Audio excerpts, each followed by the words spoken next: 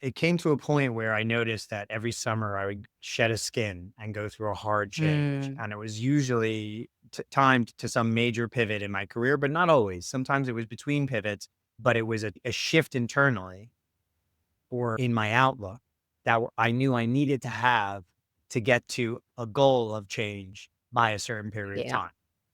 And it always Mm, came down to summer for some reason. And I think that's kind of psychological in my own head, to be honest with you. But if you yeah. look at the business too, you've got the upfronts there. So the business also times Yeah. out that way as well. Yeah. So I then became a thing. It became almost a religious experience or a faithful experience. I Mhm. do this every summer. I shed a skin. Ah, Then I love started that. teaching.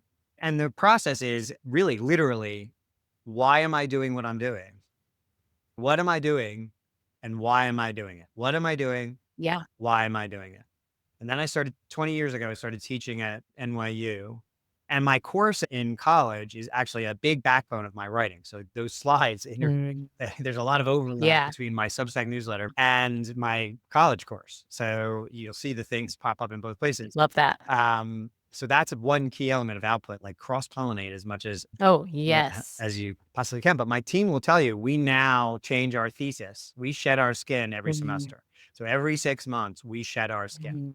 And that's where you come up with the user centric era. When you go on a forced walk like that around your own head Mhm. and you give yourself a lot of fodder for that walk, Yeah. we collect a lot of data. Then we sit with it and we go on a walkabout mentally for a new Mhm. skin every 6 months religiously. But Yeah. it wasn't until we did one of these walkabouts about what's next and how do we scale without growing the staff and the overhead and all these other things that we Right. get away from people. How do we not spend a fortune on it and do something that Yeah. matters? And who should we work with?